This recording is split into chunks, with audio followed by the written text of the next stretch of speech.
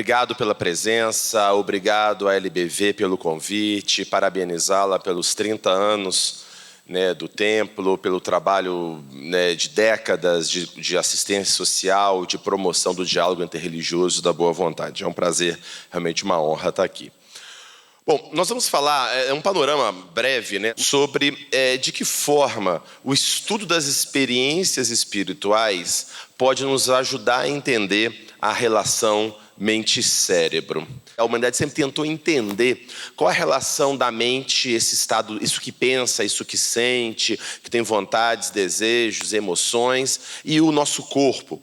E mais recentemente a noção disso com o cérebro. E como que a gente entende essa conexão, né? O que acontece no cérebro, os neurônios disparando, atividades elétricas, neurais e a vivência do eu. Qual que é a relação disso? Essa é uma das grandes questões.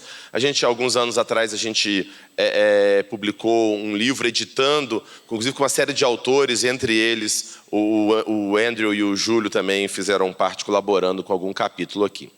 Há várias posições sobre a questão mente-cérebro, mas especialmente no mundo ocidental, há milênios, duas são as principais posições, as mais comuns, desde pelo menos a Grécia Antiga, sobre esse problema, que são basicamente as duas principais divisões. Uma delas, chamada de monista materialista, ou reducionista, ou seja, você vai reduzir a atividade mental à atividade cerebral, ou seja, a mente é um produto da atividade cerebral. O cérebro, com atividades elétricas, neurais, atividades químicas, produz a consciência, portanto, William James chama isso de teoria da produção.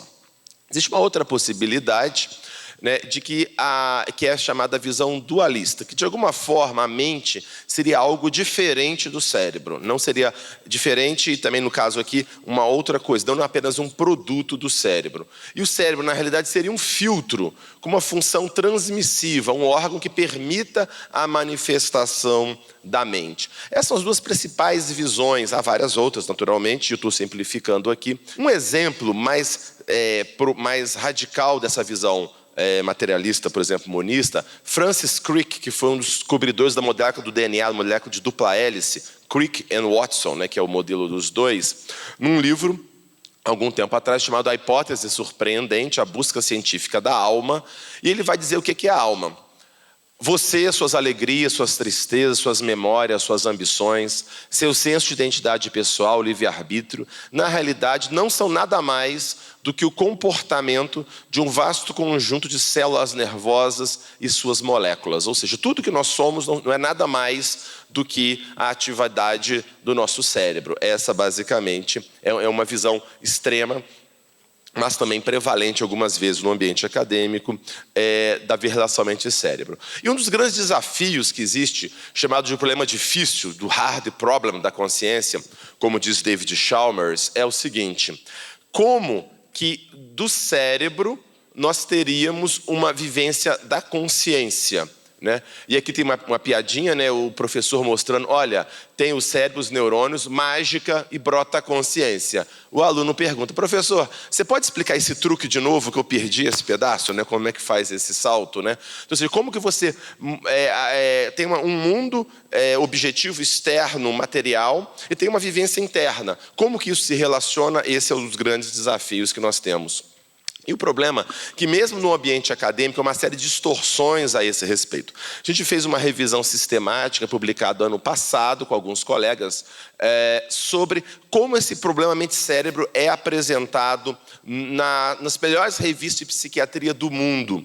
E nós vimos basicamente que há uma série de distorções. Mesmo os artigos sendo escritos por alguns dos principais nomes da psiquiatria ou da neurociência contemporânea, há uma série de distorções. Entre elas, por exemplo, a visão de que já está resolvido o problema mente-cérebro.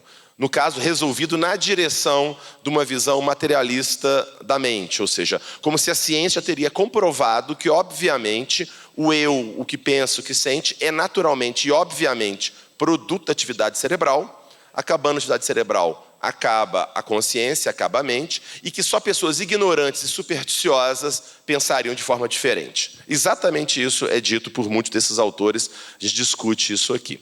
E mais, estaria demonstrado obviamente, por exemplo, que uma visão diferente dessa estritamente material, não só ela é negada por qualquer cientista sério, qualquer estudioso sério, como ela geraria uma série de problemas para a ciência, geraria preconceitos, etc, etc. Ou seja, infelizmente, no ambiente acadêmico, muitas vezes predomina uma visão muito distorcida. Porque, na realidade, numa discussão séria acadêmica sobre a questão mente-cérebro, o problema está em aberto. Não há, de forma alguma, uma demonstração cabal de que, por exemplo, o cérebro produz a consciência e ponto final, e que acabou o cérebro, acabou a consciência. Não existe essa demonstração objetiva como se imagina. Claro que há pessoas que defendem com muita razão o que é razoável, uma hipótese, mas é uma hipótese entre as muitas outras possíveis nesse sentido. E é interessante que mesmo, muitas vezes, quem aceita a visão materialista, o que é legítimo aceitar, quem aceita diz o seguinte: olha, eu não sei, eu sei que o cérebro gera a consciência, eu não sei ainda explicar como, mas a ciência está avançando tanto, a neurociência, em breve, daqui a pouquinho, no final desta geração, nós vamos saber. Vários autores falam isso, que é chamado por Karl Popper de materialismo promissório, né? E essa estratégia, na realidade, já tem pelo menos 300 anos. O Saulo de Freitas Araújo, historiador da filosofia e da psicologia da Federal de Juiz de Fora, faz uma análise, pelo menos, desde os materialistas franceses do século XVIII, já demonstrando que era a mesma estratégia. A ciência estava avançando muito, naquela época estava avançando muito também, com Newton, etc. Então, daqui a pouquinho, aguarda só um pouco que a gente vai explicar como o cérebro gera a consciência. Estamos há 300 anos esperando virar a esquina e chegar lá. É razoável, de novo, aceitar que se pode encontrar em algum momento isso, mas não é razoável achar que daqui a pouquinho vai acontecer e que só agora que se pensou nisso. Isso não é verdade. Bom, e de um modo geral, o que são as evidências apresentadas para dizer que o cérebro gera consciência? Primeiro, os correlatos neurais, né? Eu tenho uma atividade mental, eu penso no amor que eu tenho pela minha esposa, eu penso em alguma coisa, uma área do meu cérebro ativa. Ou então eu tenho uma lesão cerebral, eu leso o meu cérebro, tenho Alzheimer ou alguma coisa e eu perco uma série de funções mentais. Ou eu estimulo o cérebro ou forneço medicações e eu altero a função mental. Isso é interpretado por muitas pessoas como uma prova de que o cérebro está gerando tudo isso. Enquanto, na realidade, isso apenas mostra que o cérebro ele é importante para esta função, mas não necessariamente que ele é a causa. Uma analogia muito frequente é o aparelho de TV, ou mesmo o projetor, o data show. O que vai acontecer? Se eu fizer correlações entre a atividade do circuito desse data show com a imagem, eu vou ter correlação? Vou. 2. Se eu lesar esse data show, se eu chutá-lo aqui, se eu arrebentar a estrutura interna dele, vocês não vão conseguir ver a imagem. E se eu plugar outras coisas aqui nesse data show, eu vou conseguir projetar coisas aqui. Ou se eu estimular o circuito dele, eu vou projetar essas coisas. Mas isso prova que foi o data show que é a causa última desse slide? Foi o data show que criou este slide? Não. Na realidade, do data show, eles pegaram da internet eles pegaram do e-mail que eu mandei, o e-mail que eu mandei veio do meu computador, que veio daí da minha cabeça. Foi tudo isso para poder chegar aqui e vocês estarem vendo aqui. Então, o que esses dados mostram apenas é que o data show é importante para a gente ver os slides como eu estou vendo aqui. É isso, ponto. Não que ele é a causa última deste slide. A mesma coisa, esses dados aqui só mostram que o cérebro ele é importante para a consciência se manifestar como nós a conhecemos. Ponto. Se ele é a causa última, ou se ele é um mecanismo, ou ele é um filtro para manifestar, um instrumento para manifestar. Então, portanto, eles não servem para definir se o cérebro produz ou é um instrumento de manifestação. Bom, existe uma outra ideia bastante equivocada também, de que a ciência, isso já foi apresentado até do ponto de vista histórico aqui previamente, como se a ciência implicasse necessariamente aceitar uma visão materialista, ou seja, como se a ciência implicasse em dizer que tudo que existe é matéria ou forças físicas. Isso é materialismo, filosoficamente falando. Tudo que existe é matéria e forças físicas. Então, tudo que existe tem que ser explicado e redutível a matérias e forças físicas. Primeiro, isso não é essencial para a ciência. Na realidade, os grandes fundadores da ciência moderna, Galileu, Kepler, Newton, Francis Bacon, nenhum deles defendia essa visão. primeiro. Essa é uma visão metafísica, é uma visão sobre o universo como um todo. É uma visão legítima, mas não é uma visão científica. E existem algumas propostas que eu pessoalmente defendo. Aqui é o Thomas Nagel, um dos principais filósofos da mente da atualidade, num livro chamado Mind and Cosmos, publicado pela Oxford University Press, defende uma ideia que eu concordo bastante, chamado de naturalismo expandido. O naturalismo seria a ideia de que o que existe na natureza. Só que a natureza não precisa ser apenas força e partículas materiais. Se a natureza é tudo que existe, talvez a consciência seja uma outra coisa, elemento fundamental do universo. Que para explicar o universo eu precisaria da matéria, como eu conheço, e de um outro elemento chamado consciência. O Nagel fala, talvez a ordem natural não seja exclusivamente física. A minha convicção é que a mente é um aspecto básico da natureza, básico, ele não é redutível a outra coisa.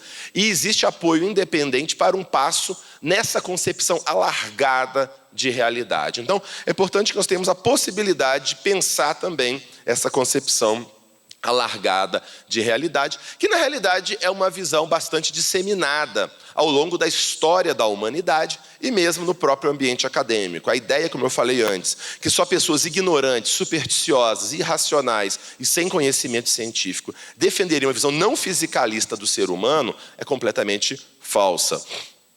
É só para a gente ter uma ideia, por exemplo, alguns dos principais neurocientistas do século XX, ganhador de prêmio Nobel, John Eccles, o Albert Penfield, grandes maiores nomes, inclusive comentam que começaram a estudar o cérebro do ponto de vista mais material e depois concluíram por uma visão dualista, por exemplo, do ser humano. Fizemos uma pesquisa de psiquiatras brasileiros, mais de 600 psiquiatras, e é meio a meio. Metade acha que o cérebro gera a consciência, metade acha que a consciência é algo além disso. Então, na realidade, o jogo está em aberto. A gente não tem uma definição clara de para onde a coisa está indo. E sobre as experiências espirituais? Então vamos lá, o que tem a ver a experiência espiritual com isso tudo? Bom, o primeiro aspecto é o seguinte, a experiência espiritual, ela, por definição, de um modo geral, ou mística ou religiosa, ela é algum tipo de contato nosso com uma dimensão transcendente, espiritual, religiosa, o nome que a gente quiser dar para isso. Mas toda a tradição espiritual diz que existe alguma coisa no universo mais do que o que nós estamos vendo, mais do que a gente vê, e essa outra dimensão, esse outro aspecto da realidade é algo fundamental, é o essencial, é o sagrado, é o profundo, a realidade última é este além. E a experiência espiritual, mística, religiosa, de modo geral, é o contato, são janelas de percepção desta realidade. Toda a tradição espiritual basicamente afirma isso. O problema é que se eu assumo a metafísica materialista, ou seja, que na realidade não existe a dimensão transcendente outra, existe apenas matérias e forças físicas como a gente entende, a religiosidade e espiritualidade nesse aspecto, ela não tem realidade ontológica, ou seja, não existe esse acesso a um transcendente, porque não existe o transcendente, existe só a matéria.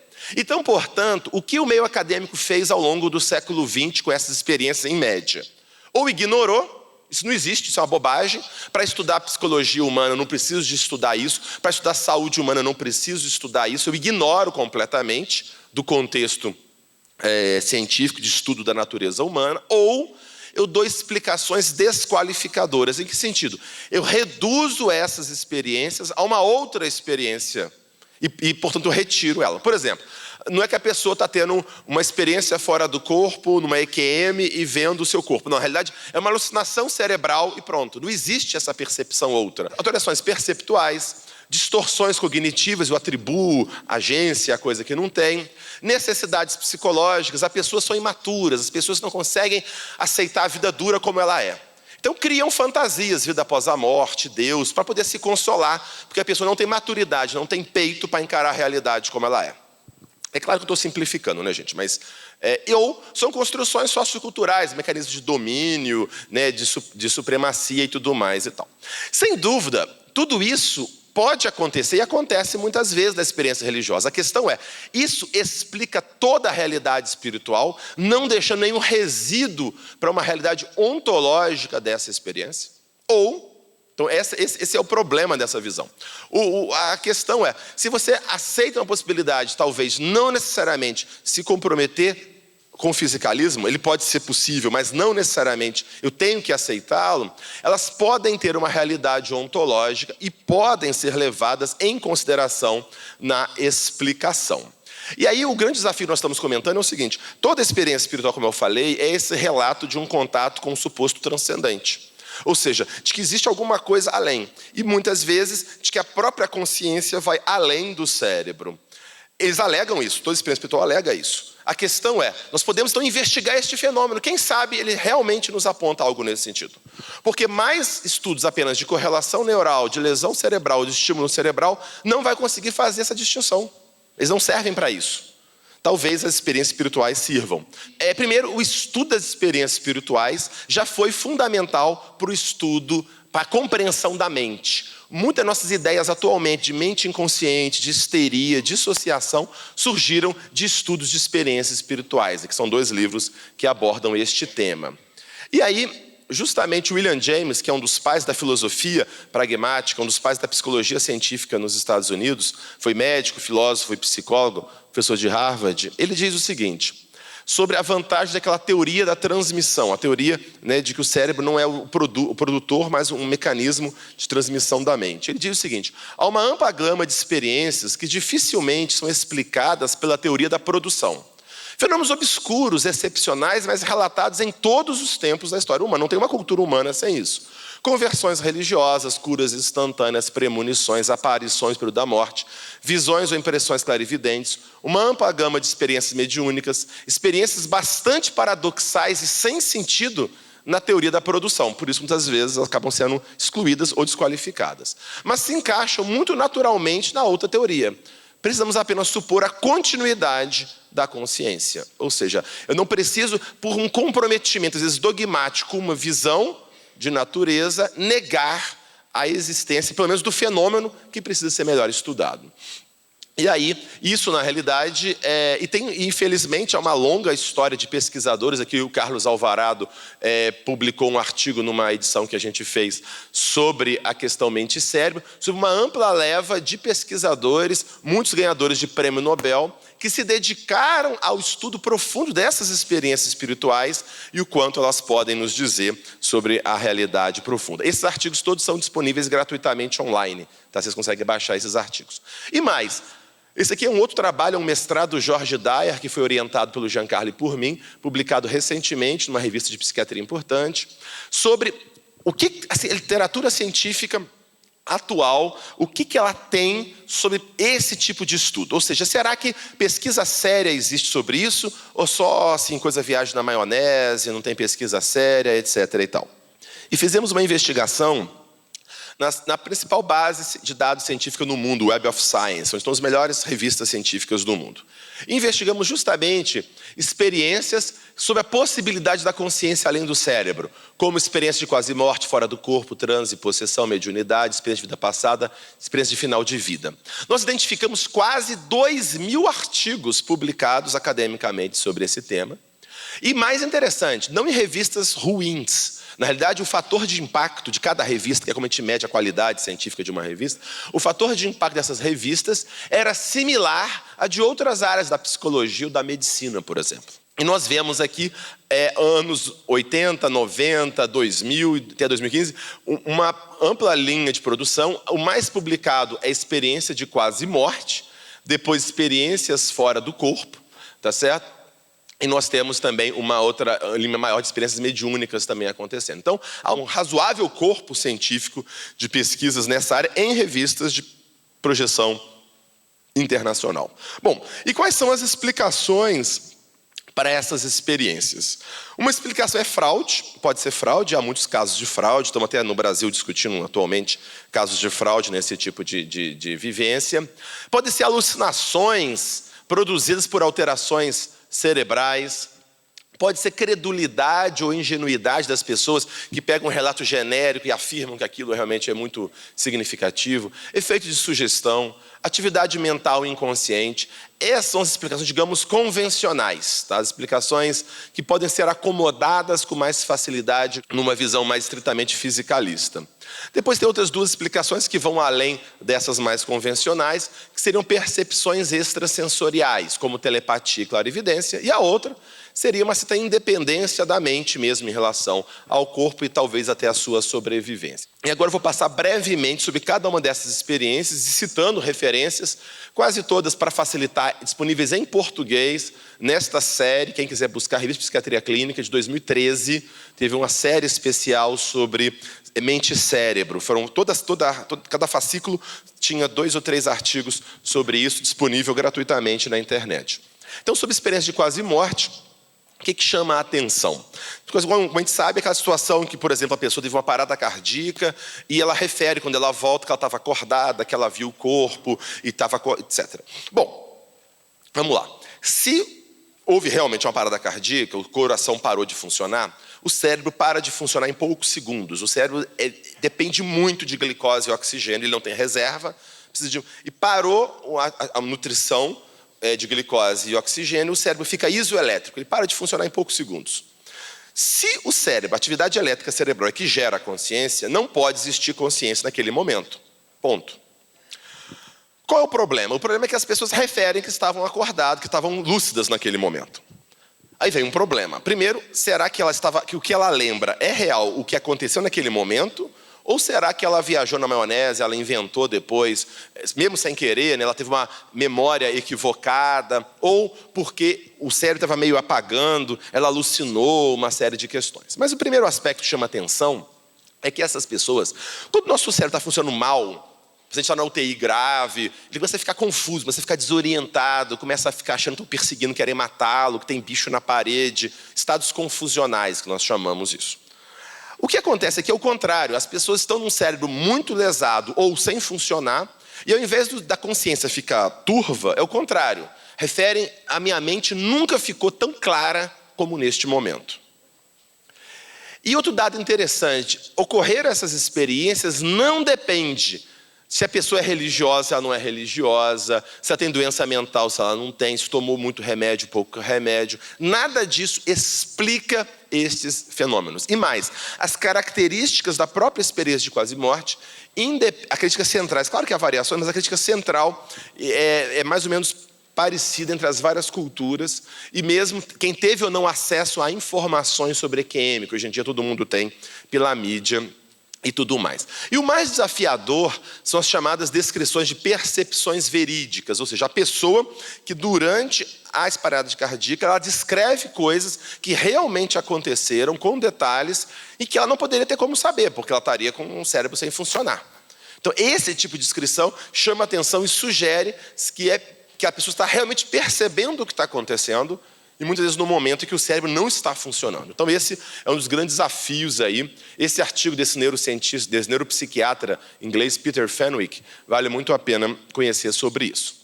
Outra linha de pesquisa é sobre as próprias experiências mediúnicas, em que as pessoas alegam estar em contato, né, com uma entidade espiritual. E no nosso caso aqui, especificamente o interesse era pessoas que alegavam estar em contato com alguma personalidade falecida, alguém que já morreu.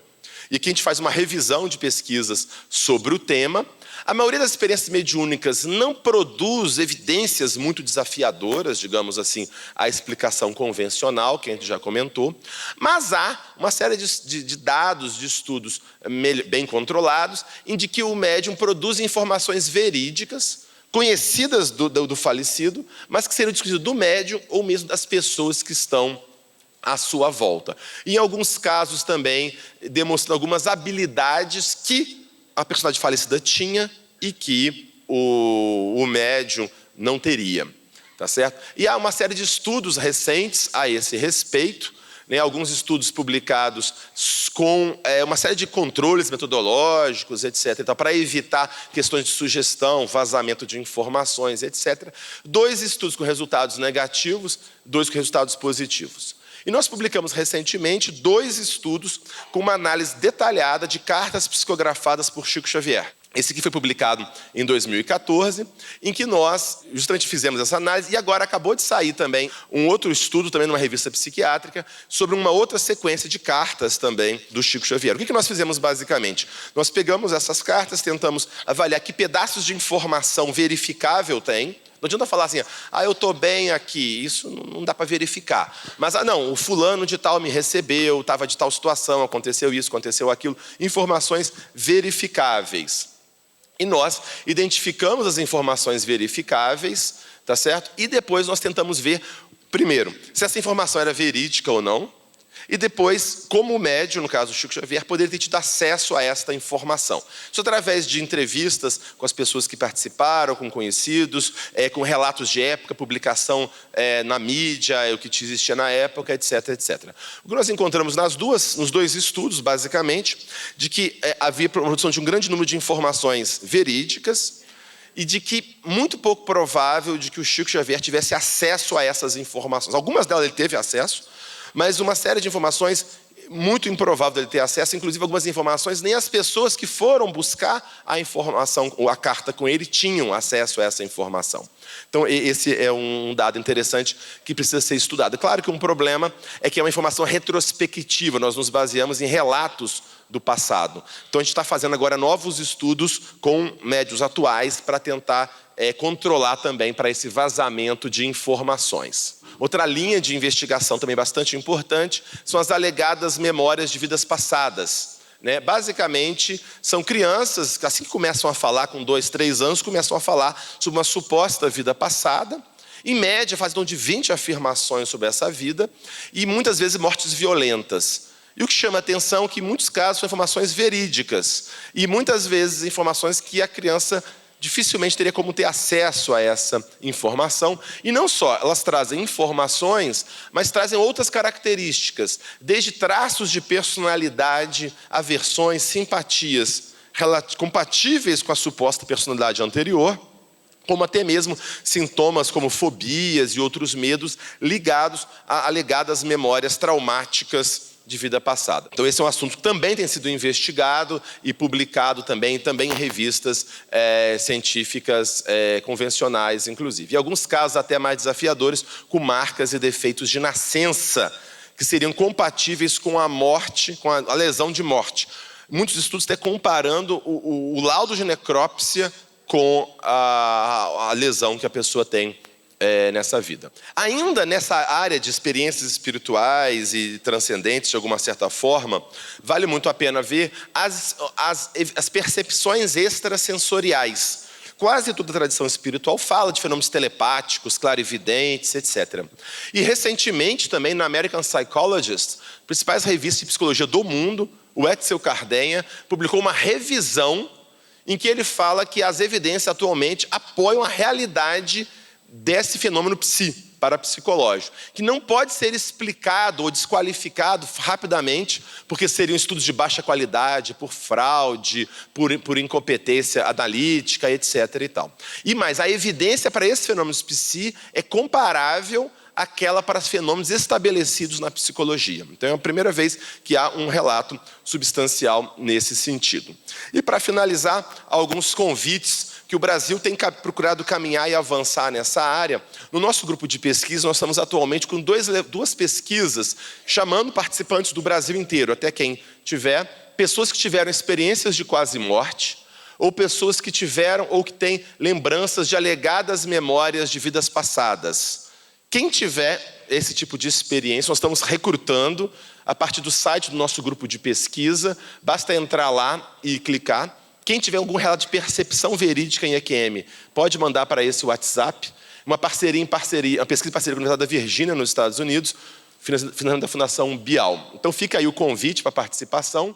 Outro convite também, nós estamos fazendo um congresso internacional de espiritualidade e saúde em Juiz de Fora, em março agora de 2020, com 2 convidados internacionais, Francis Lu, psiquiatra, um dos maiores nomes na área de psiquiatria cultural, criador da categoria do DSM-4, problemas espirituais e religiosos, Miguel Farias, pesquisador da Inglaterra. Haverá cursos, então fica aí o convite. Quem quiser avançar um pouco mais também nessa área, nós temos um canal no YouTube para vídeos de espiritualidade, ciência e saúde, com pessoas das mais diversas formações, história, filosofia, neurociência, psiquiatria, neurologia, psicologia, etc. Toda semana tem um vídeo novo gratuito. Fica aqui, então, os nossos contatos, rede social, etc. Muitíssimo obrigado mais uma vez pela atenção de todos.